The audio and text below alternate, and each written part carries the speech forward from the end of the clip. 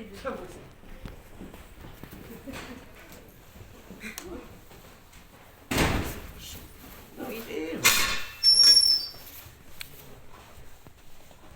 Voilà l'endroit où on va recevoir les gens les plus importants parmi nos invités. C'était l'endroit où on terminait les grands repas. Le grand repas, nous allons en parler plus tard quand on va descendre dans la salle à manger. Étrangement, à l'époque de Georges-Étienne Cartier, si on est un Anglais, un Britannique, ou même Georges-Étienne Cartier qui adore le monde anglais, le monde britannique, c'est la reine Victoria qui est la reine à cette époque. Chez les Anglais, chez les Britanniques, la journée de Noël se termine par des histoires de fantômes, des histoires de peur. Aujourd'hui, les enfants font ça pour une fête que l'on appelle l'Halloween. Alors qu'à l'époque de Georges-Étienne Cartier, on termine la journée de Noël par des histoires de fantômes. Même que l'on pouvait faire venir à la maison un comédien, un conteur qui allait nous raconter des histoires de Noël. Ce comédien arrivait avec une machine extraordinaire, une machine qui est l'ancêtre de la télévision ou du cinéma, arrivait avec une machine que l'on appelle la lanterne magique. Donc, les comédiens s'appellent des lanternistes. Et le lanterniste, à la fin d'une grande journée de grands repas, nous présentait des films qui est devenu très populaire dans tout le grand empire de l'Angleterre et partout dans le monde. C'est une histoire de Noël qui a été écrite par un homme qui s'appelle Charles Dickens. Son histoire s'appelle Une histoire de Noël, A Christmas Carol. C'est l'histoire d'un homme méchant, qui garde son argent pour lui, qui ne veut pas partager, qui va recevoir des fantômes le jour de Noël. Des fantômes de l'ancien temps, des fantômes du temps présent et des fantômes du futur, pour finalement comprendre qu'il était très mauvais et finalement partager beaucoup le jour de Noël. Donc, c'était beaucoup des histoires de fantômes qui finissaient la journée de Noël. Et moi, je vais vous présenter pas des histoires de fantômes grâce à la lanterne magique, mais je vais vous présenter l'ancêtre du Père Noël. Le premier Père Noël qui apparaît dans l'histoire est un saint, un religieux, un homme que l'on finira par appeler Saint Nicolas. Saint Nicolas est un évêque est l'évêque de Myre, qui est aujourd'hui la Turquie, qui est aujourd'hui en Turquie, est un homme qui avait sauvé de la mort et de l'esclavage 3 jeunes femmes. Et on disait qu'il protégeait les enfants, qu'il aidait les jeunes enfants, et en plus il distribuait, il donnait des cadeaux aux jeunes enfants. Donc il se promenait pour donner des cadeaux aux enfants. On voit ici Saint-Nicolas qui transporte des cadeaux qu'il donne aux enfants qui sont gentils. Parce que Saint-Nicolas punissait les enfants qui étaient méchants. Même que Saint-Nicolas finira par être accompagné d'un autre personnage que l'on appelle le Père Fouettard. Un fouet. Si Saint-Nicolas donne des cadeaux aux enfants gentils, le Père Fouettard, lui, est méchant avec les méchants enfants. Il met des roches dans les chaussures, il donne de la paille, il peut donner... Le Père Fouettard, c'est un peu comme le diable. Donc, on comprend qu'il faut être gentil. La Saint-Nicolas, c'est célébré dans bien des pays encore aujourd'hui. C'est une fête qui est célébrée le jour de la mort de Saint-Nicolas, le 6 décembre. Il y avait chez les Grecs et les Romains, il y a très longtemps, un dieu de la fête, un dieu qui s'appelle Dionysos ou Bacchus, qui va survivre chez les Anglais. On va l'appeler Old Father Christmas. C'est le dieu de la fête, mais pas la fête pour les enfants, la fête pour les adultes. De l'alcool, de la nourriture, party! Il finira par être censuré. On s'en débarrasse. Bye! Vos faites de trop grands excès, Father Christmas. Il réapparaît, il va revenir, mais sous la forme d'un petit bonhomme, un lutin, qui mesure même pas 1 mètre. Là. Ce petit lutin a été inventé par un écrivain, par un homme qui écrivait des poèmes, qui s'appelle Clement Moore. En 1820, 1820, il écrit The Night Before Christmas, la nuit avant Noël. Et c'est l'histoire d'un petit bonhomme qui se promène dans le ciel, dans un traîneau. Et la nuit de Noël, il arrête, il descend son traîneau sur le toit des différentes maisons. Il passe par la cheminée. Et là, vous comprenez qu'à l'époque de Georges-Étienne Cartier, ce sont de grands foyers qu'il y a partout. Il descend par la cheminée et il distribue des cadeaux. Il donne des cadeaux. C'est facile pour lui de passer par la cheminée. Il est tout petit, c'est un lutin. Et ainsi va apparaître aux États-Unis le personnage que l'on appelle Santa Claus. Santa Claus, il prend son nom de Saint Nicolas, que les Européens, que certains Européens, les Hollandais, appelaient Sinterklaas.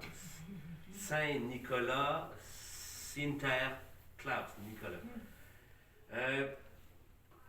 Écoutez, ce lutin-là devient tellement populaire que tous les pays finiront par avoir, tous les pays d'Europe et d'Amérique finiront par avoir leur propre Santa Claus.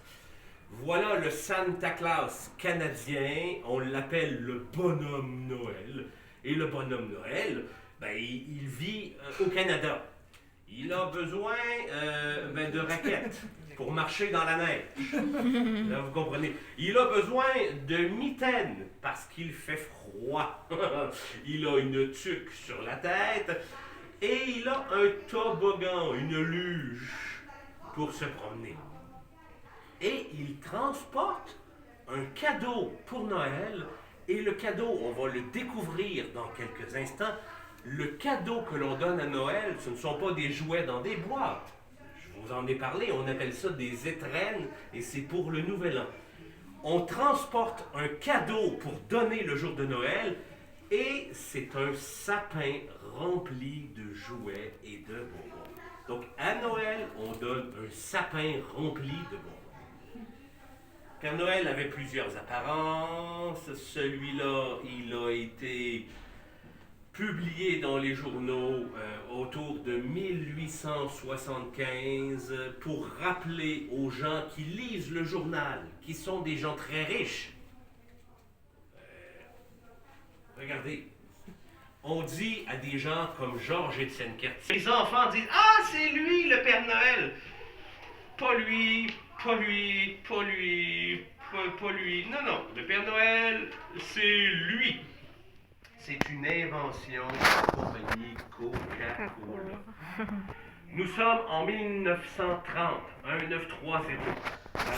À cette époque, Coca-Cola veut vendre plus de boissons gazeuses pour Noël. Donc, elle crée un concours de dessin, un grand concours de dessin pour réussir. Et je peux vous montrer ça ici. Monsieur Cartier, il est tellement riche qu'il a une salle de bain avec...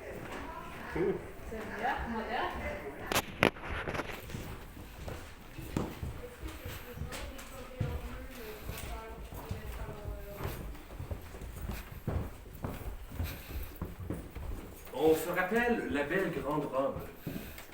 Imaginez comment c'est difficile de pouvoir monter avec une belle grande robe comme celle-là. Donc, pour pouvoir monter jusqu'à l'étage, une dame qui a une belle grande robe va demander de l'aide. Donc, un garçon qui est gentil va être vieux, mais ils n'ont pas appartenu à Georges-Étienne Cartier. Vous pouvez passer ici. On a le privilège, on est un petit groupe. Wow, c'est nice. C'est beau. Je veux vous montrer le sapin de Noël.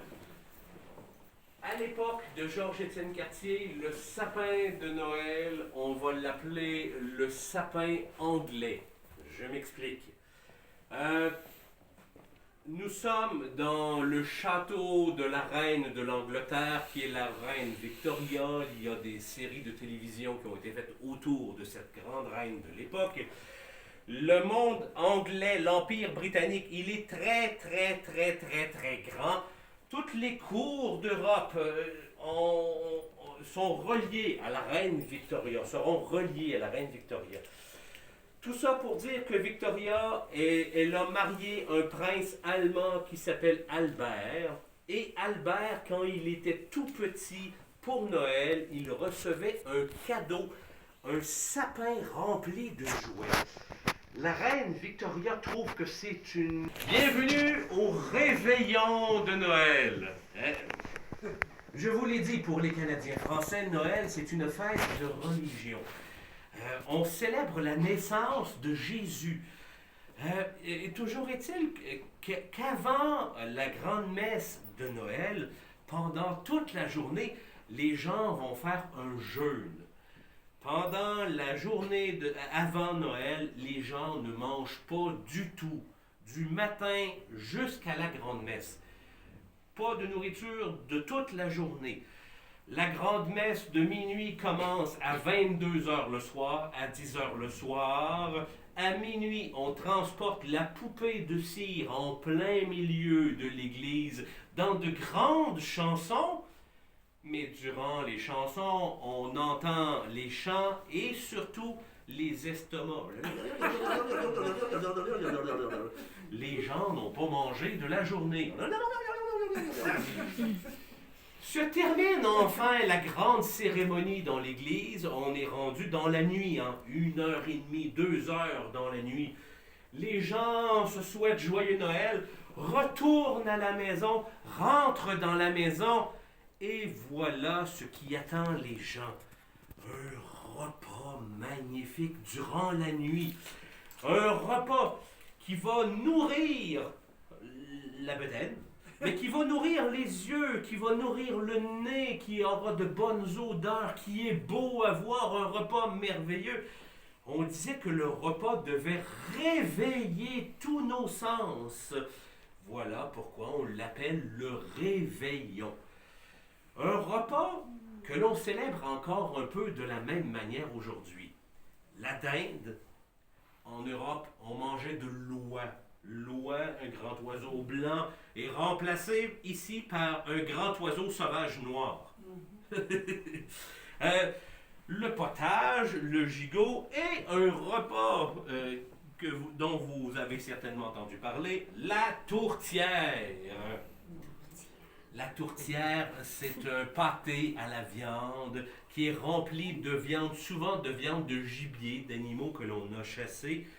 C'était un pâté que l'on faisait dans un chaudron, dans un plat. On le fait cuire dans un plat qui se nomme une tourtière. Voilà pourquoi le pâté s'appelle une tourtière. On le faisait cuire dans un plat qui s'appelle une tourtière. On mange, on boit, on rit, on mange une grande partie de la nuit. La nuit se termine, nous allons nous reposer, nous allons dormir. Et se termine la fête de Noël pour les Canadiens français. Avec un peu d'imagination, parce qu'il n'y a pas beaucoup de lumière, il y a beaucoup de neige. Si on regarde le mur de briques le long du bâtiment qui est là, on voit que la brique, elle est noircie, mais plus bas qu'elle est plus pâle. Ça nous permet de découvrir les écuries qu'il y avait derrière la maison de Georges-Étienne Cartier. Donc, il y avait là le garage où on range la voiture et le cheval, donc une écurie. Donc, il y avait une écurie derrière dans la cour.